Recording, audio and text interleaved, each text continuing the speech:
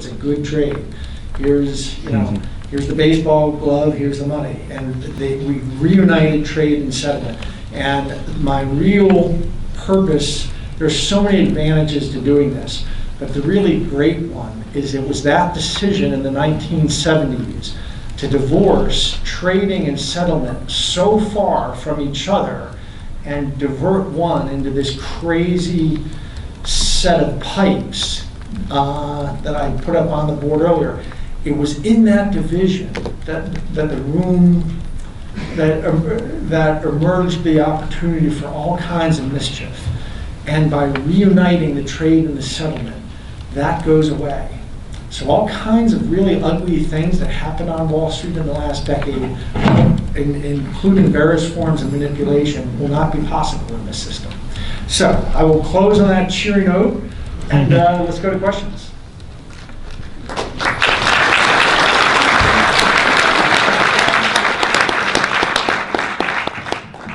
All right, great job. Thank you so much. Any questions over on this side? Yeah, question right here.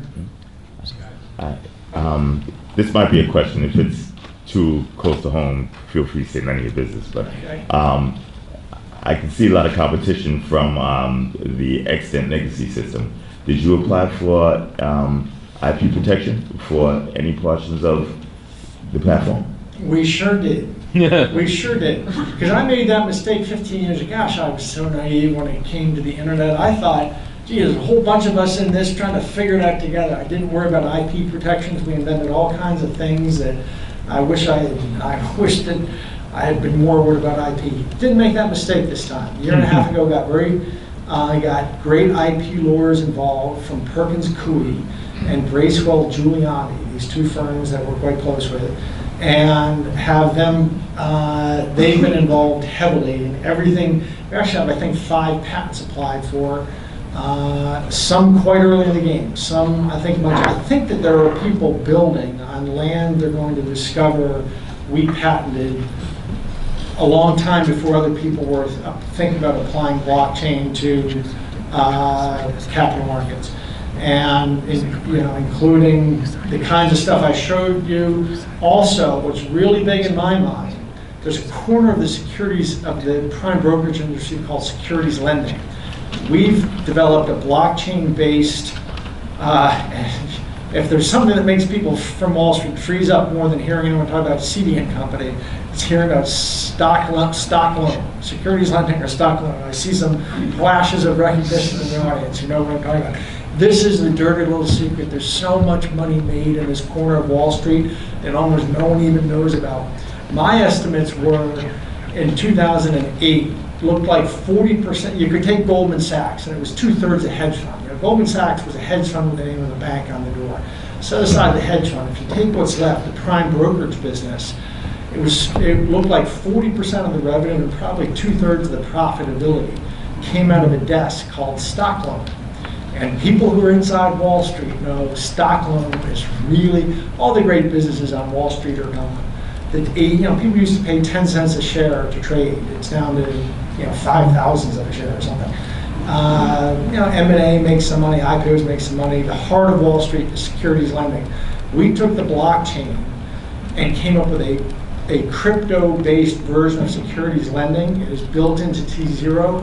It is starting to get traction. It has actual people who are doing trades in the market getting their locates from us on T0. But there are many other applications for this technology, and it is IP protected up, from the, we've applied for the intersection of crypto and ETFs. We built that out and applied for that patent. Crypto stock loan, crypto ETFs, and crypto trading. Okay, so. Well, a lot of the patents filed in 2014 are being published, and it's an interesting read. Boring read, but the end result. Yeah, a lot of the big banks who might not like you have, like you said, we'll probably have a surprise coming. So I think so. I think that ship may have sailed. Yeah. The big banks liking me may have sailed. In 2007, for those of you who don't know the history, I'm not going to repeat it all, but just to give you an idea, in January 2007, not only was organized crime threatening to kill me, but I was called by the boss of a very well-known hedge fund, and not himself a bad guy, never been mixed up in any shenanigans. And he sat me down, and we'd kind of known each other at a distance for 10 years. He sat me down and he said, "Patrick, I want you to know something. You're the most hated man I've ever known in my entire life. You used to be kind of a golden boy on Wall Street, but now you kill people, and we wouldn't hate you like we hate you in this town. So please, someone carve on my tombstone that here lies the man, that's high praise in my opinion." So I don't think can do much more to make some of the big banks hate me. Goldman Sachs and I are probably not going to be, I'm not going to be on their Christmas list. There are other, it's a big prisoner's dilemma. It's what's going on Wall Street. It's kind of funny. Everybody understands how disruptive this is. And a year and a half ago, when I was saying that in Amsterdam, if you go on YouTube and look at my name in Amsterdam, you'll see this talk I gave. Nobody got it. Well, this spring, Jamie Dimon of JP Morgan wrote a letter to shareholders kind of freaking out about this technology is coming to eat Wall Street's lunch. Since he did that, well, if you're in this room, you know what's happened all summer long and all fall. Every week there's another announcement, another bank putting money in, another consortium, new members. Wall Street is running around like madmen trying to get in front of this, because I even saw somebody said that this is the most disruptive technology in 500 years of finance, and I could go along with that. So what it means is, while they would probably all want to stand shoulder to shoulder and not let us get any progress, us collectively, it's a big prisoner's dilemma. If you think of it as the three major groups being the banks, the exchanges, and the settlement system, one of the three can use this technology to disrupt the other two. So that's an awful, appealing incentive to defect from the old boy network. And this is so disruptive and brings the cost down so far. The opportunity for the people on Wall Street who will defect and join this is just too big, and I don't think they're going to stand shoulder to shoulder. I don't think they're all going to side together. You all know, if you're in this room, they are reaching out to us in this community, and they want to cut deals because they all understand. What they'll try to do is delay this as long as they can so they can keep extracting monopolistic rents, but they know this is coming. And some of them are going to defect first, and those ones who defect and join us first will be the ones 5 years from now having the biggest laugh. Sir. Thank you for building this. This is awesome. Is it applicable to, or would it be applicable immediately to initial offerings or only currently publicly traded companies? It's applicable to initial offerings or currently publicly traded company. Initial offering, you'd have to go to the S3 and file, the SEC and file an S1 and get them to approve it.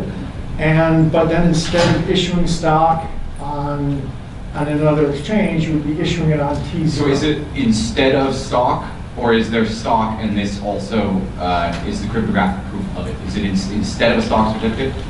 This completely, are there no stock certificates created? Correct. There are no stock certificates. There's no paper certificates. It's all been dematerialized.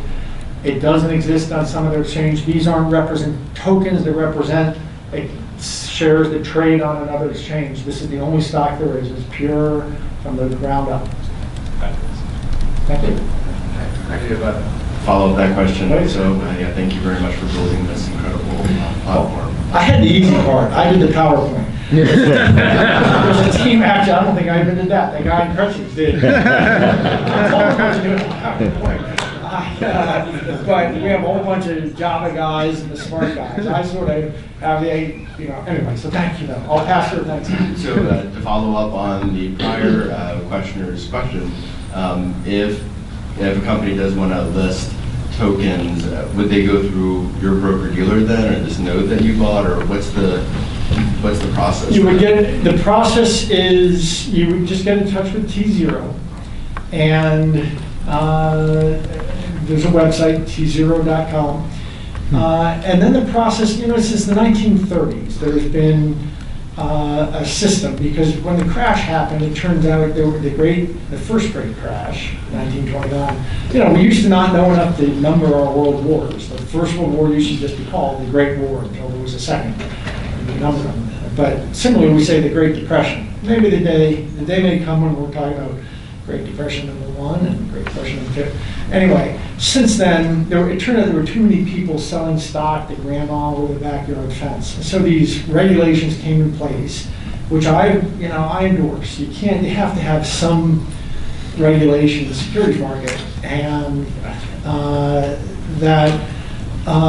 those regulations say that before you sell stock to the public, you got to create an offering, and the SEC has to look at it and has to say, yeah, this fairly represents the business. So you still have to go through that process. In fact, it's been key to our decision, given sort of the bad blood between me and myself in Washington. I didn't want to do this in a Mount Gox kind of way. I wanted to do this right up the fairway. I wanted to walk right up the steps of the SEC and do this right in the heart of regulation. And so we hired a bunch of blue chip firms and figured out how to do it. So you'd have to go through the normal process of the public offering, which means, however, those are greatly reduced now for smaller companies thanks to the Jobs Act and this I think it's Reg A plus. Yeah, Reg A plus, yeah. So if you're raising less than 50 million and stuff, a whole bunch of the Sarbanes-Oxley stuff is relaxed.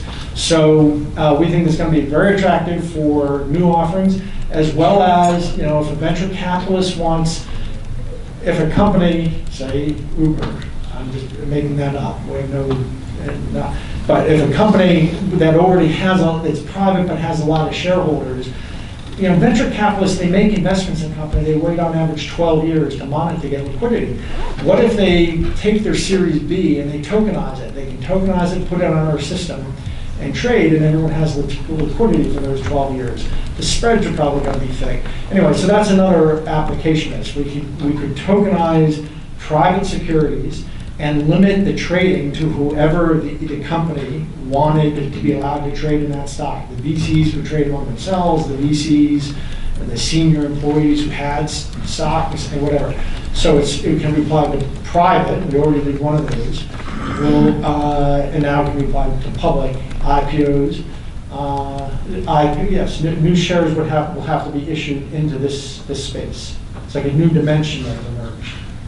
Yeah, thank you. Thank you. Great. Patrick, you want to go for another one? Sure. Okay, great. What do broker-dealers say? Well, like I say, one of the three groups is going to use this to disrupt the other two.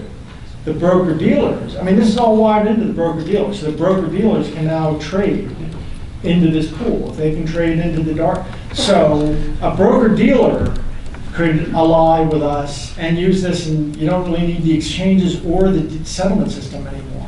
Or the settlement system could ally with us and you don't need the other two, or an exchange could ally with us, and suddenly you don't really need the underlying settlement system, and it's not clear how much of the broker, so like I say, there's a reason for everybody to hate us, and when I say us, I do mean us collectively. You're working in this world of Bitcoin and Wall Street. There's going to be a lot of haters. But there's just such incentives for somebody to defect and join us.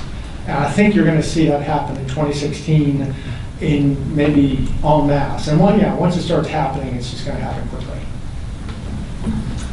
Keep going. Patrick, thank you again for building this. I've followed your work since the Deep Capture days and been a big fan. And Thank you. Of course, really excited to see you join the Bitcoin community when that happened too. So that was very exciting for me personally.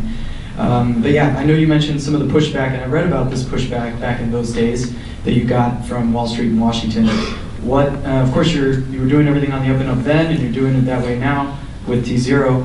What pushback do you anticipate or possibly foresee, despite all the going through the proper channels and everything? Well, the pushback, thanks, good question. Thanks for the nice comments. I have a blog called Deep Capture that won various awards as the best investigative journalism on business in America. Deep Capture, and in the couple years leading up to the crisis in 2008.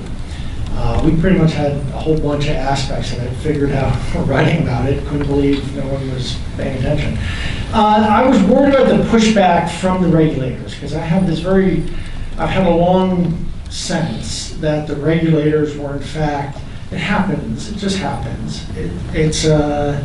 that the regulators have a tendency to take the viewpoint of the industry to regulate. They start thinking of that industry as their client.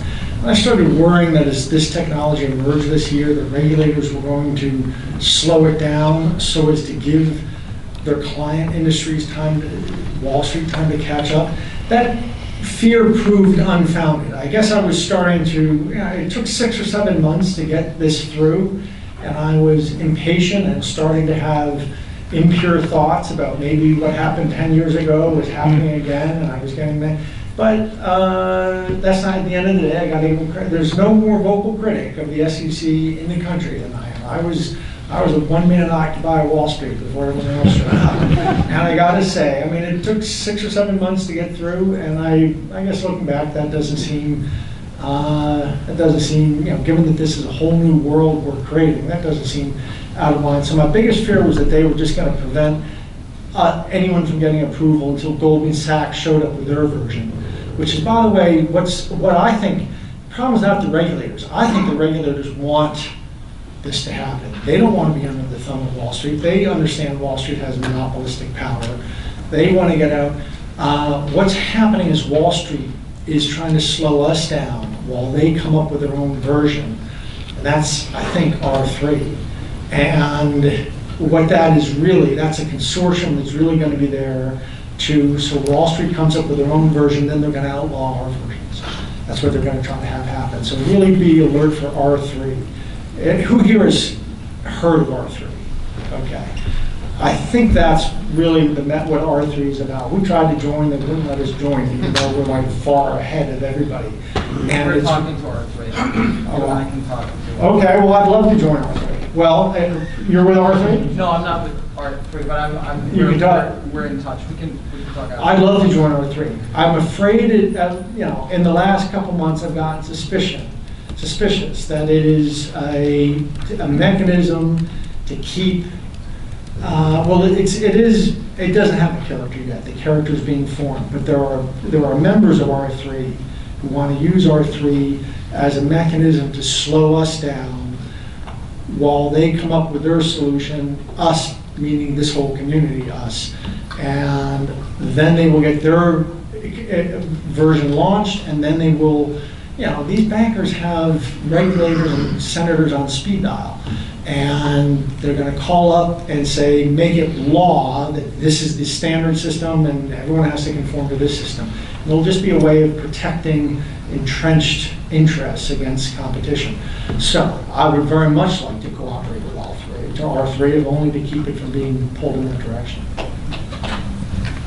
Thanks so much, Patrick. I love how you're eliminating the middleman. I think that's what a lot of people in this industry are trying to do. A couple of questions. One really quick is this built on the Bitcoin blockchain? Because that obviously helps eliminate the middleman. And then number two, can just a regular person like someone in this room actually access this to buy securities? Does this go all the way to the end user, or do we then still go to an E-Trade which then uses the system? Or have we really, really eliminated all of the middlemen? That would be an amazingly exciting thing, and what does that look like? Two great questions. One, this was built to be blockchain, ledger agnostic, ledger-agnostic. It's built so it hashes proof of trade into the blockchain, but we can actually integrate with anybody's ledger with about 2 or 3 weeks work, and we have looked at all kinds of commercial ledgers.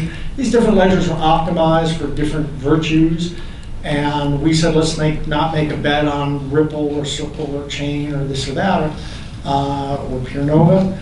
Let's just, let's build it to be ledger agnostic, and then as different ledgers emerge and with different features, we'll be able to switch back and forth among them. And lastly, I'm sorry, what was the other part of the question? There's a question as to whether or not this is accessible by the end user. Yes, you still have to come through E-Trade or somebody, and that's because we don't want the AML KYC obligations that would happen if we dealt with the public. However, we are talking to a company that I think is a great company. I see it right here, IdentityMind, which is a silver sponsor of this deal. And I didn't want to have the KYC AML obligations because there's so much friction involved in that. But I do see IdentityMind and other companies are developing platforms to reduce that. that friction. But for the moment, and I actually don't see a reason in the near future to try to do something different, we'll just work to take part in this. You would come through your E-Trade account or wherever your normal brokerage account is. When you're talking about the regulators, are you referring to the Fed? Are you referring to the central banks? Because it seems like they would actually support the blockchain. Or what is your overall opinion of the central bank? And and obviously, many believe that they're the reason why we're in the position we're in. And they're correct. My opinion of the central bank, I followed Thomas Sowell was asked, and he said, it's a cancer, it's a tumor in America. And this journalist said, well, what would you replace it with? And this great economist, I love Thomas Sowell, said, that's like, when someone's got cancer and you say, we're going to cut out the tumor, you don't say, what are you going to replace it with? Milton Friedman, and I knew Milton. He was a great friend and teacher. And Milton in 1992 was interviewed by the Minneapolis Federal Reserve magazine. And they asked him about the interview, what's the most important issue facing America?